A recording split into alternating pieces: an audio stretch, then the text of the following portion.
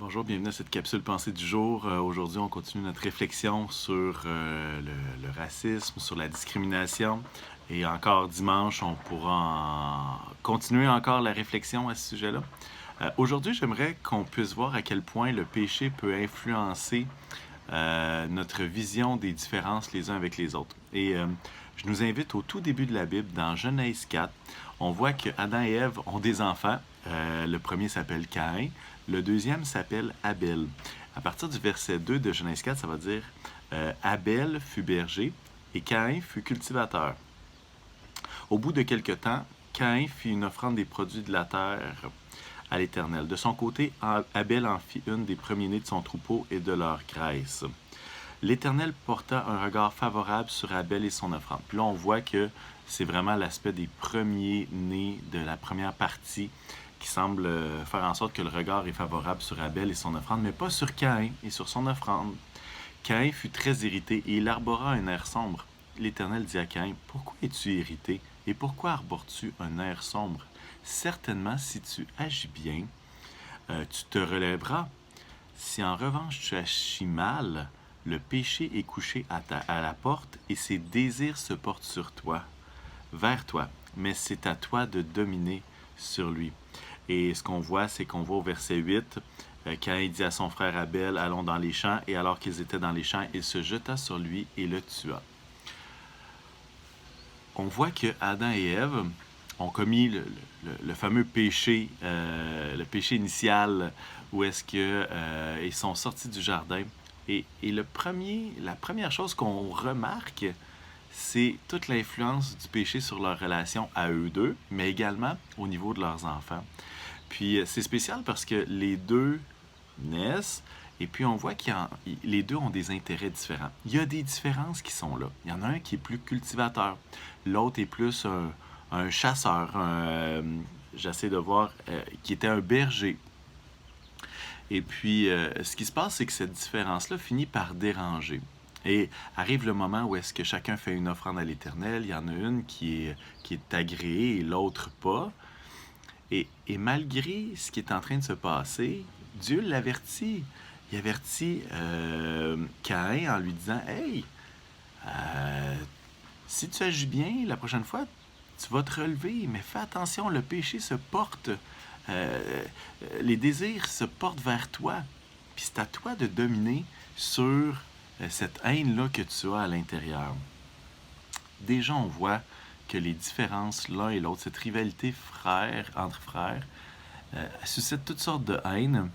Et à quelque part, je fais un lien avec ce qu'on est en train de vivre et de voir à quel point l'être humain est marqué par le péché. Et des fois, on voit des images qui disent il n'y a personne qui est né raciste. Tu sais, il n'y a personne qui est né raciste. Et puis, je comprends et en fait, je suis d'accord avec le fait que il y a tout un enseignement à faire au niveau d'accepter les différences les uns les autres. Mais force est d'admettre, lorsqu'on lit ce passage-là, que le péché distorsionne notre vision des autres. Le péché, en dedans de nous, fait en sorte que c'est très difficile d'accepter même que les autres puissent être différents de nous. Et ça nous irrite. Pour Caïn, ça a été irritant à un très, très grand point. Maintenant, qu'est-ce qu'on peut ressortir de ce texte-là? Bien, la parole que Dieu adresse à Caïn est quand même intéressante. Il va dire, « Hey, fais attention, là. Là, il y a une différence. T'es pas content. Fais attention, puis agis mieux. Puis tu vas te relever. Il y a pas de souci, tu vas te relever. Mais si tu continues dans le mal, oh, attention. Le péché est couché à ta porte et ses désirs se portent vers toi. C'est à toi de dominer sur lui. » Et à quelque part, ce que j'ai envie de nous dire, c'est que ce malaise-là avec les différences, il nous vient de notre nature pécheresse. Il nous vient du péché originel, finalement. Et puis, dans notre nature, chacun naît pécheur, finalement, et a besoin de Dieu pour être libre, pour être purifié.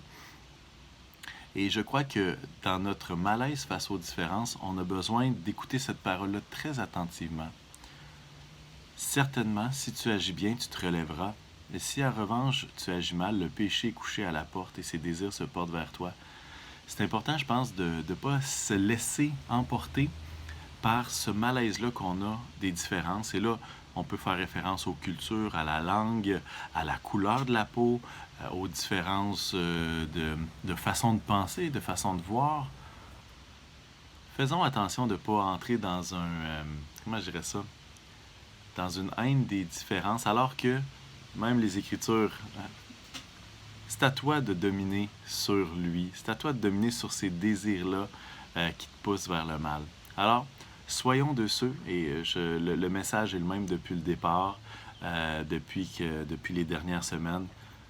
Soyons conscients des différences. Soyons conscients que il y a une raison pour laquelle ça nous dérange, jusqu'au plus profond de nous-mêmes, mais surmontons ce mal-là. Ne laissons pas ces différences-là dominer sur nous, le péché dominer sur nous, mais au contraire, par amour, vraiment, aimons-nous les uns les autres et que ce soit vraiment le désir de nos cœurs que entre les différentes nations, il peut y avoir de l'amour. Et ce qui nous unit, c'est pas la couleur, c'est pas notre style, c'est pas nos différences, mais c'est l'esprit qui est en dedans de nous. C'est le fait que chacun de nous a été créé par Dieu et ça a une valeur inestimable. Alors, je vous souhaite une bonne journée et puis au plaisir. Soyez bénis.